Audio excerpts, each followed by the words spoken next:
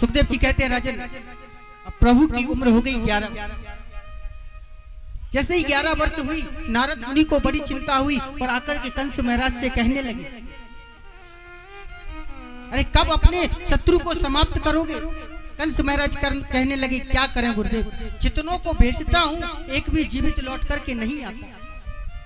तब नारद मुनि ने कंस महाराज को एक युक्ति सुझाई। बोले, आपके पास भोले बाबा का दिया हुआ एक धनुष है, सुंदर धनुष यज्ञ की रचना करो और महाराज धनुष यज्ञ का मेला करो और मेला घूमने के टाइम कृष्ण और बलराम को यहीं मथुरा बुलाओ और यहीं बुला करके उन्हें समाप्त कर दो। और महाराज सुंदर धनुष यज्ञ की रचना हुई और कृष्ण और बलराम को बुलाने के लिए श्री अक्रूर जी को बुलाया गया। अक्रूर जी को बुलाया गया। अक्रूर जी ने जाने से बहुत मना किया, लेकिन कंस महाराज ने कहा, यदि नहीं जाओगे तो आपको जीवित नहीं छोड़ेंगे। अक्रूर जी के मन में ऐसा भाव आया कि इस दुष्ट के हाथों से मरने से अच्छा है प्रभु की शरणागति में जाया जाए। और महाराज अक्रूर जी चल पड़े और चल करके जाते हैं। महाराज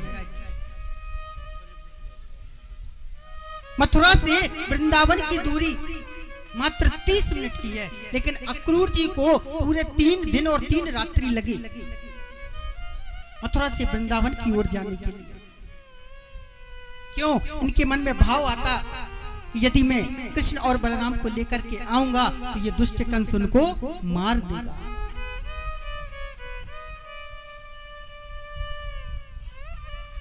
आज अक्रूर जी आए, नंद बाबा को प्रणाम किया, मैया यशोदा को प्रणाम, रात्रि विश्राम किया। जैसे ही अर्धरात्रि हुई, बाबा ने आने का कारण पूछा तो अक्रूर जी कहने लगे कि कंस महाराज ने धनुष यज्ञ की रचना की और धनुष यज्ञ का मेला घूमने के टाइम कृष्ण और बलराम को बुलाया। बोले, क्या? बोले, हाँ। मैया यशोदा तो रोने लगी, कहने लगी, अरे अक्रूर, अरे तुम्हें पता नहीं, जिस दिन से हमारे लाला ने जन्म लिया ना, कंस महाराज ने एक भी कसर बाकी ना छोड़ी। रोज एक ना एक दैत्य भेजता है हमारे कृष्ण और बलराम को मारने के लिए। हम तो अपने लाला को कभी नहीं भेजेंगे बा मथुरा नगरी। आज नंद बाबा ने मैया यशोदा को समझाया, अरे उसके डर से हम अपने लालाओं को कब तक घर में छुपा करके बैठे? अरे कभी ना कभी तो घर के बाहर उनको निकालना ही पड़ेगा। आज मैया को पूरी रात्रि नींद नहीं आई। पूरे ब्रज में खबर फैल गई कि सुबह होते ही 5 बजे कन्हैया हमें छोड़ करके चले जाएंगे। आज कन्हैया ने मैया यशोदा को समझाया है, देख मैया, 2 दिन की बात है, तीसरे दिन में मेला घूमकर लौट के आ जाऊंगा। मैया बहुत रोई। कन्हैया ने मैया को समझाया जैसे तैसे। आज पूरी रात्रि मैया यशोदा को नींद नहीं आई। सुखदेव जी कहते, राजन, जैसे ही सुबह हुई 5 बजे मैया यशोदा के महल के बाहर हजारों लाखों गौ माता एकत्रित हो गई। सारे के सारे ब्रजवासी एकत्रित हो गए और सबकी आंखों में आंसू हैं। आज कन्हैया हमें छोड़ करके चले जाएंगे और फिर कभी लौट करके नहीं आएंगे।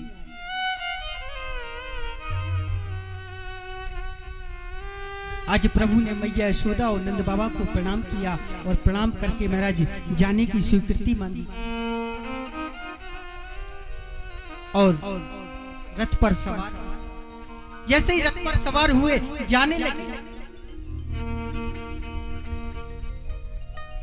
आधी दूरी पर पहुंचे, कन्हैया के कान में एक आवाज सुनाई दी, अरे भैया, कोई रथ को रोकियो। प्रभु ने पीछे मुड़ करके देखा, मैया यशोदा रोती चिल्लाती बिलखती दौड़ करके पीछे पीछे आ रही है। अरे भैया, कोई रथ को रोकियो। और जैसे ही रथ रुकवाया गया, कन्हैया नीचे उतर के आए और मैया के आंसू पहुंचे। अरे मैया, काहे को इतना रुदन करो, हमने आपको कहा ना, बस हम 2 दिन में लौट करके आ जाए। मैया कहने लगी, लाला, ऐसी कोई बात नहीं, एक बात बताओ, मैंने सुना कि तू मेरा पुत्र नहीं है। तू वह देवकी और वसुदेव का पुत्र है। देख लाला, तब मथुरा जाएगा ना तो अपनी मैया और बाबा से मिलेगा, तो मेरी उनसे शिकायत मत करना कि नेक से माखन के पीछे मैंने तुम्हें उखल से बांध दिया। सुखदेव जी कहते राजन, जब प्रभु ने ये सुना तो प्रभु भी अपने आप को रोक ना सके और उनकी आंखों से भी अश्रुधारा फूट पड़ी और कन्हैया कहने लगे, देख मैया, मैं दुनिया के ऋण से उर्ण हो सकता हूँ, लेकिन तेरे प्रेम के ऋण से सारी जिंदगी कभी उर्ण नहीं हो सकता। इतना प्रेम करते हैं प्रभु मैया यशोदा से।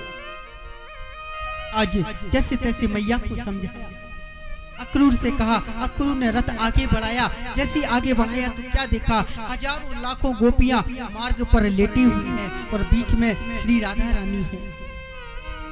प्रभु ने रथ रोका, रथ से उतर करके आए और गोपियां आकर के कहने लगी, देखो प्रभु, अगर आपको जाना ही है तो एक काम करो, इस रथ को हमारे ऊपर से निकाल करके ले जाओ, ना ये शरीर रहेगा और ना हमें आपकी याद आएगी।